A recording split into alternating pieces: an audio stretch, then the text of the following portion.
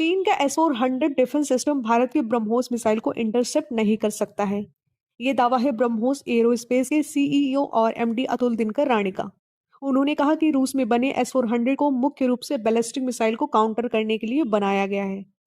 इससे साउंड की स्पीड से कई गुना तेज उड़ने वाली किसी क्रूज मिसाइल को रोकना काफी मुश्किल हो सकता है। ब्रह्मोस दुनिया की सबसे तेज गति से उड़ने वाली सुपरसोनिक क्रूज मिसाइल है। ये दुनिया की एकमात्र ऐसी मिसाइल है जिसे जमीन, आसमान, समुद्र और समुद्र के अंदर से भी फायर किया जा सकता है। जय हिंद दोस्तों, बात करते हैं आज ब्रह्मोस और S-400 air defence missile system की। इस वीडियो के जरिए हम जानेंगे कि S-400 air defence system ballistic missile और क्रूज मिसाइल को काउंटर करने में कितना सक्षम है। क्या S-400 बैलिस्टिक मिसाइल के साथ साथ क्रूज मिसाइलों को भी काउंटर करने में सक्षम है? ब्रह्मोस एरोस्पेस के सीईओ और एमडी अतुल दिनकर राणे के अनुसार S-400 भले ही दुनिया की बेहतरीन हवाई सुरक्षा प्रणाली हो, लेकिन वो ब्रह्मोस को नहीं रोक पाएगी, क्योंकि ब्रह्मोस सबसे तेज क्रूज मिसाइल है।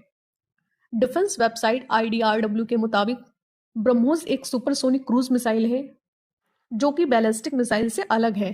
S-400 डिफेंस सिस्टम खास तौर पर बैलिस्टिक मिसाइलों की सुरक्षा के लिए बनाया गया है। बैलिस्टिक मिसाइल अलग तरह से ऑपरेट होती हैं, अलग ट्रैजेक्टरी से टारगेट की ओर बढ़ती हैं। ब्रह्मोस मिसाइल की शानदार रफ्तार की वजह से इसे कोई नहीं गिरा सकता है। किसी भी सरफेस टू एयर मार करने वाली सुरक्षा प्रणाली से ब्रह्मोस को गिराना आसान नहीं है, चाहे वो S-400 एयर डिफेंस सिस्टम ही क्यों ना हो। पहले ये समझते हैं क्रूज और बैलिस्टिक मिसाइल में क्या अंतर है। क्रूज मिसाइल जेट इंजन से उड़ान के लिए ऊर्जा हासिल करती है। ये सुपरसोनिक स्पीड से ही अपनी उड़ान भरती है।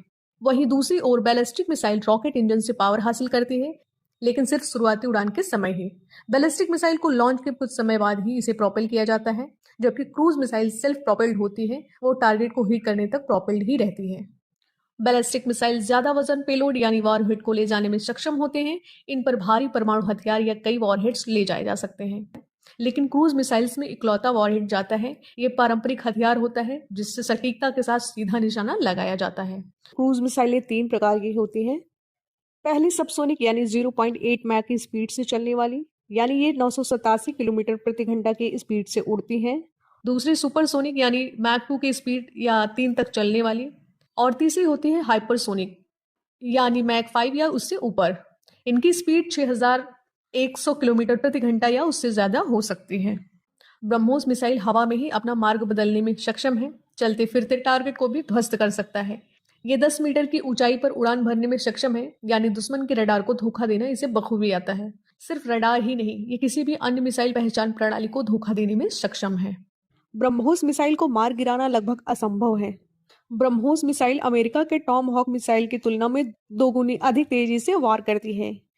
ये मिसाइल 12,000 यूनिट की ऊर्जा पैदा करती है, जो किसी भी बड़े टारगेट को मिट्टी में मिला सकता है। युद्धपोत से लॉन्च किए जाने वाली ब्रह्मोस मिसाइल 200 किलोग्राम का वॉरहेड ले जा सकती है। ये मिसाइल मैक 3 पॉइंट तक की मैक्सिमम स्पीड हासिल कर सकती है, यानी 4321 किलोमीटर प्रति घंटा की रफ्तार से अपने टारगेट की ओर बढ़ती है। इसमें 2 स्टेज का प्रोपल्सन सिस्टम लगा है, पहला सॉलिड और दूसरा लिक्विड। दूसरा स्टेज रैमजेट इंजन है जो इसे सुपरसोनिक स्पीड प्रदान करता है, साथ ही फ्यूल की खपत को कम करता है। भारत और चीन दोनों ने ही रूस से S-400 डिफेंस सिस्टम खरीदा है। भारत वाले S-400 की रेंज 600 किलोमीटर की है, वहीं इसमें लगी मिसाइलें 400 किलोमीटर की दूरी तक मार कर सकती हैं। लेकिन चीन के पास मौजूद S-4 सिस्टम सिर्फ 300 किलोमीटर की दूरी तक ही हमला करने में सक्षम है।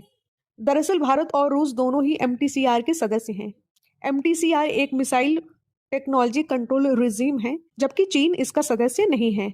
इस व्यवस्था से बाहर वाले देशों को कोई भी देश 300 किलोमीटर से ज्यादा दूरी तक की मार करने वाली मिसाइलों को नहीं बेच सकता है, और ना ही उसकी टेक्नोलॉजी को वो ट्रांसफर कर सकता है।